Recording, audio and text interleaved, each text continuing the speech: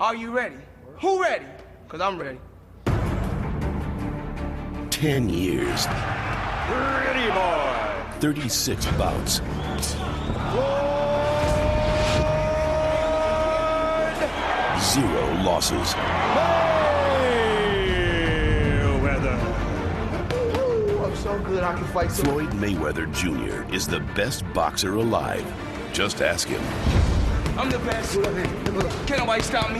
Floyd's extremely self-confident. He is absolutely certain he knows how to fight better than anybody else.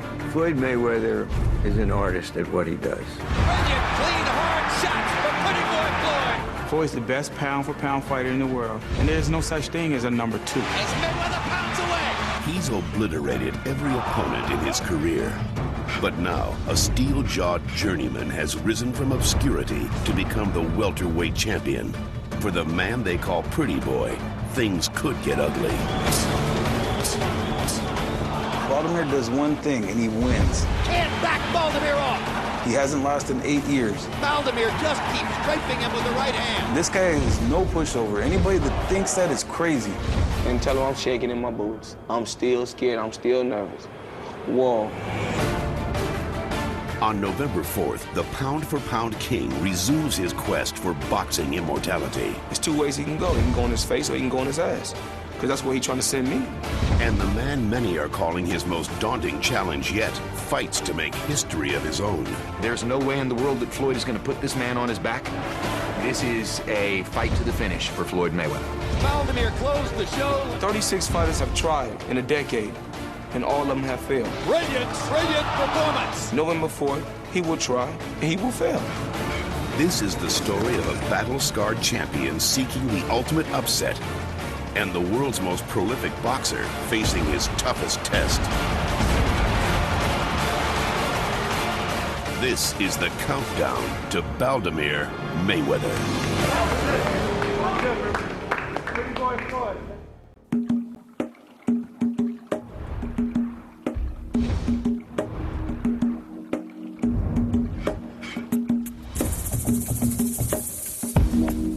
Floyd is involved in one of the great love stories in boxing with himself. It's a romance that is thrilling and moving to watch. I'm the best fighter in the world. The best fighter ever put on a pair of gloves. Do not grab me. You know what happened to my last 36 opponents that grabbed me? I couldn't even tell you who's rated number 2 behind me pound for pound. Because when you at the top, you ain't trying to look back. Floyd Mayweather Jr. is unquestionably the best pound-for-pound fighter in the world today. He's got radar-like senses. He's got fast hands and power. In effect, he's a total package. This is one of the best fighters of his generation. I don't think there's ever been a boxer that, from the day that he entered this world, that was being groomed to be a boxer like Floyd Mayweather Jr. His dad was good enough to fight Sugar Ray Leonard, which says something. His uncle was an excellent fighter. Roger Mayweather, the Black Mamba, as they called him, he won 2 legitimate titles where he was the champion. My uncle used to train. My dad used to train. I used to always be around boxing. When I was a kid, I punched everything. I used to punch the doorknob for so long they get loose. Floyd was a baby with gloves on. He's like Tiger Woods in this regard. This is his life. I had the pleasure of seeing Floyd Mayweather Jr. at about the age of 8 or 9, and you could see talent. Mayweather was an outstanding amateur, winning 3 National Golden Gloves championships. Floyd Mayweather, boy, he does have a lot of confidence. A flamboyant, entertaining fighter and one who could do well in the Olympic Games. He made the 1996 U.S. Olympic team as a featherweight, but a controversial decision left him with a bronze medal. 3 months later, at just 19 years old, he fought his first professional bout. Floyd Mayweather is the most entitled fighter I know. Probably somewhere along about 10 or 12, he started thinking he'd be the best fighter in the sport. He totally expected this. Baldomir is completely the opposite. Carlos Baldomir was born in Santa Fe, Argentina, raised on the same streets as legendary middleweight champion Carlos Monzon. Éramos muy humildes, muy pobres. Mi papá vendía plumero en las calles y vivíamos de lo que él ganaba a diario. Ya quería pelear porque en ese momento Monzón era campeón y miraba las peleas de él. Y fui haciéndome profesional, pero no me fue muy bien al principio. Baldomir fought in tiny venues for little money and only to support his family, supplementing the meager income he earned as he followed in his father's humble footsteps. His dad was a street vendor. He, too, a street vendor selling feather dusters. He didn't have a manager, he didn't have a promoter. He was a very, very poor guy from the streets who was fighting to try to make a little bit of money in Argentina. A mí me pasó todo eso. Me cortaban la luz. A mi hijo no comían carne siempre, una vez cada por semana. Yo nunca me dedicaba de lleno al entrenamiento, no podía estrenar, me tenía que trabajar, tenía que ir a estrenar y ganaba más trabajando que lo que ganaba boxeando. He fought a lot of fights early on where he didn't train a single day for them, just basically showed up in the ring and fought the fight. Carlos Baldomir. Selling feather dust was actually his training for fights because he would walk 2 to 3 hours a day with these items, and that would be his cardio. Baldomir, even the nights of the fight, would sell feather dusters to people in the arena. Boxing wasn't a lucrative profession for Carlos Baldomir. It wasn't a profession where he could support his family. Baldomir's family, his wife Graciela and their 4 children, lived in a modest home in Santa Fe, while Carlos earned 2 incomes to keep them afloat. Los sueños que soñaba eran cuando caminaba. Qué sé yo, veía una casa linda, un auto, pensaba cuando llegue a algo o gane plata, me gustaría tener ese auto o esa casa. Genaro Chiquinito Hernandez was the super featherweight champion in 1998. Mayweather had steamrolled through his first 17 opponents and squared off with Hernandez in his first title bout.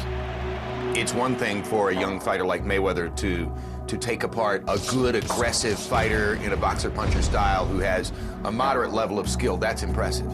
But Genaro Hernandez was graduate school. He gets in the ring with Genaro Hernandez, who is a very good fighter, and completely dominated him. Oh, what a vicious uppercut by Floyd Mayweather.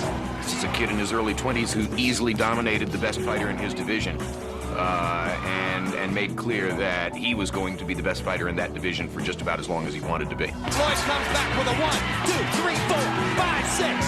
6-punch combination. The undefeated WBC Super Featherweight Champion of the world, Pretty Boy Floyd Mayweather. Now the youngest title holder in pro boxing, Mayweather continued his domination, successfully defending his title 8 times, including an impressive victory over Diego Corrales in 2001.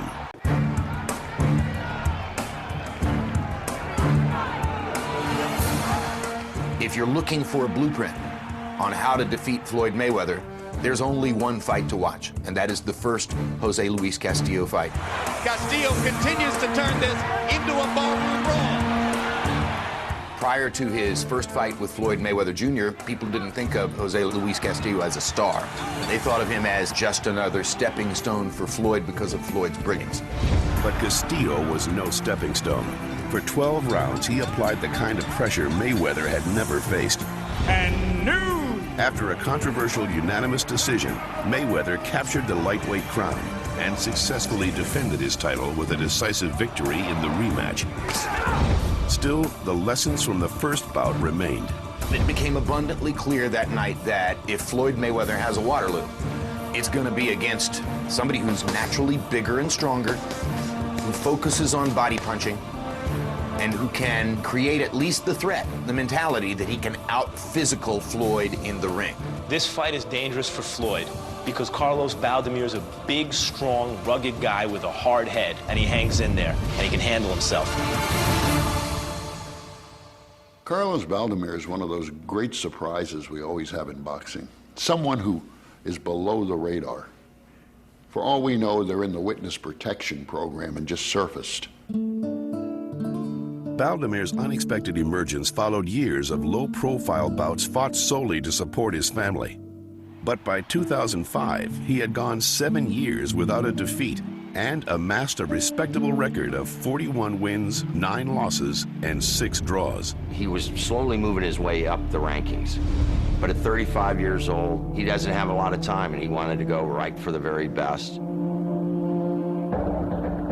So he wins his fights, he wins his fights. He goes several years without losing, and Zab Judah elects to fight him for the welterweight title in New York because he thinks, who the hell is Carlos Baldomir? I've got nothing to worry about here. For the New York-based welterweight champ Zab Judah, the Baldomir bout was merely a tune-up for Judah's next opponent, Floyd Mayweather. Judah was unimpressed by his little-known Argentinian challenger, and he wasn't alone. I saw him a year ago when I was in Los Angeles training with a couple of fighters of mine, and we noticed a guy over there quietly training by himself. Every day he was at the gym, and they told me he was going to be fighting Zab Judah. I said, yeah, okay, must have been a joke. I mean, there's nothing that impressive about him. Most fighters try to get away from their families when they train for boxing. They go to Big Bear Lake, they go to Las Vegas to train. Baldomir brings his family to Los Angeles and into the training sessions with him. Tenía mucha confianza porque sabía que Judah estaba cometiendo un error, que pensaba en Mayweather y no pensaba en mí. I think the only person who thought that Baldomir could win the Judah fight was Baldomir. Remember, this is Zab Judah fighting in his backyard, and he's fighting Carlos who? On January 7th of this year, with his wife and family watching back in Argentina, Baldomir stepped onto Judah's home turf in front of a packed house. At first, the local favorite didn't disappoint. Judah just outboxing him. Yo, motherfucker slow as hell. Despite Judah's impressive early performance, Baldomir refused to give in.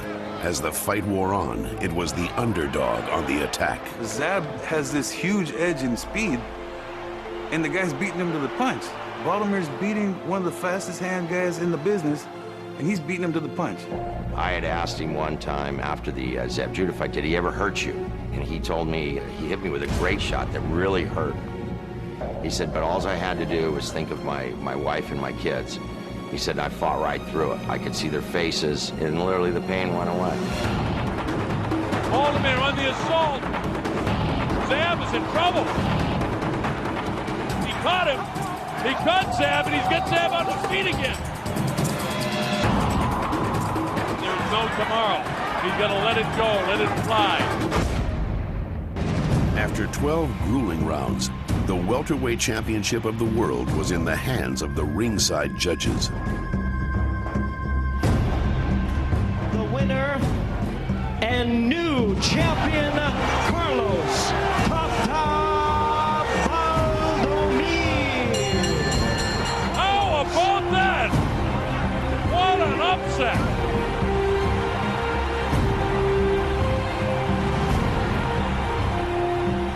It was a title fight in New York City at the Garden, and he came in and beat a good fighter to win the championship. That makes it a huge win, not just a big win. It's almost like a Rocky story. You know, Rocky Balboa, the club fighter who couldn't punch his way out of some poor dive in Philadelphia, and all of a sudden he's beating Apollo Creed. Baldomir was greeted in Argentina as a national hero. The former feather duster salesman was now the pride of his country. His first title defense came in Atlantic City versus yet another local favorite, the so-called blood and guts warrior, Arturo Gatti. Again, Baldomir was the underdog. Gatti was the betting favorite in the fight. Now go back and look at the fight and tell me how Arturo Gatti could ever have been the betting favorite against this guy. It makes no sense in retrospect, but that's how disrespected Carlos still was at the moment of that fight. Arturo Gatti cannot get out of the way of Carlos Baldomir's power shots. I never expected to see Baldomir beat Gatti the way he beat him. But Baldomir, as we say, beat him down. Another big shot, and this time Arturo Gatti is ruined. Gatti's storied tenacity was no match for Baldomir's sheer strength. The fight was stopped in the 9th round. Mayweather, like Baldomir, also had a point to prove against Gatti in June of 2005. In his first pay-per-view appearance, Floyd staked his claim as boxing's pound-for-pound best. It was the first night that Max Kellerman was working on our pay-per-view broadcast. And And Max's opening line on HBO was, I think this is probably the biggest big fight pay-per-view mismatch since Lennox Lewis and Mike Tyson. Huge left hook. Floyd made his coming out party on HBO the night he fought Arturo Gatti. Right hand is solid. Combinations by Mayweather. Too much speed. Maybe too much power, too. I don't know that he laid a glove on Floyd. Maybe he did. I blinked. I'm stopping it, Arturo. Gatti did not have the overwhelming kind of size advantage needed to compensate for the, disparity in talent. Carlos Baldomir does. But Mayweather will face the biggest, strongest opponent of his career without the presence of his longtime trainer, his Uncle Roger. Last April's long-awaited Mayweather-Zab Judah bout began without incident, but when the night was over, Roger would be a key combatant in one of the uglier episodes in boxing memory. Floyd seemed to understand that, at least at the beginning of the fight, Zab could match his hand speed. This is not the Zab Judah who fought Carlos Baldomir in New York. Then as the fight went on, Floyd gradually opened up and eventually had Judah at the end of a tether, basically doing what he wanted to do with him. I told Floyd what was going to happen once you started getting up in that ass. Zab Judah has a history of trying to impose street justice in a situation that he's lost control of. There's a low blow by Judah. At that point, there was an intrusion into the ring. And now Roger Mayweather wants to come after Zab. And now Leonard Ellerbe wants Yoel Judah. And a riot is going to break out in the ring. Law enforcement authorities in the ring to try to break it up. Bunch of hotheads in there. Floyd Mayweather showed his maturity. He stood in the corner. He watched. Floyd Mayweather had become a mature fighter. I think Floyd Mayweather Jr. handled it correctly and coolly by staying out of it, but his uncle suffered the consequences. I didn't do nothing. And on top of that, I never hit Zab Judah. Zab Judah jumped on my neck. Floyd prevailed in a unanimous decision, while his uncle was fined $200,000 and handed a year-long suspension. But for Roger, things would get far worse. In September, he was sentenced to 6 months in prison after allegedly striking a woman during a July altercation. The Baldomir bout will mark the first time Mayweather hasn't been trained by his uncle in 6 years. Floyd's longtime cornermen, Leonard Ellerbe and Rafael Garcia, have assumed interim control of Mayweather's camp. This fight could get tough. This fight could get very tense in the late rounds. You hit the good jab and keep taking with the hook. There might come a moment in this fight when Floyd would feel more secure if he could have Roger's voice in his ear.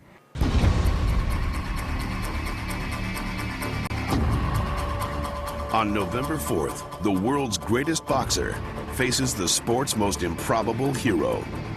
As the countdown concludes, a battle beckons. Whoever you put him in with, who's going to win? Floyd Mayweather. What a display of skill by Mayweather. I mean, so far in his career, if you would have just said Floyd Mayweather every time, and you were a betting man, you'd have made a lot of money.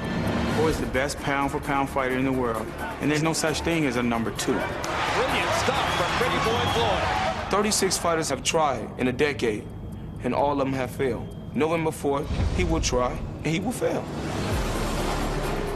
Floyd has yet to be in with a big, strong, rugged, natural welterweight. Let's be very clear about this. There is one welterweight champion of the world. His name is Carlos Baldomir. Yes, Baldomir can beat Mayweather. I think he's knockout-proof. His chin is granite. And a left hook upstairs by Gatti. Baldomir walks right through it. I don't know that many people give him a chance, and that's unfair. Because guess what? He's got a hell of a chance. A steel beam could hit him and it wouldn't knock him out. You could hit him in the head with a sledgehammer, and you're not going to hurt him. If Floyd goes in there and tries to fight him straight up and just throw punches at him all day, Floyd is going to get knocked out. Floyd's facing a real deal welterweight in this fight, and this guy is no pushover. Anybody that thinks that is crazy. This is a guy who walks around at about 185 pounds. He has to sweat down 40 pounds to get to welterweight. It makes him angry, it makes him surly, it makes him really pissed off, it enhances him as a fighter.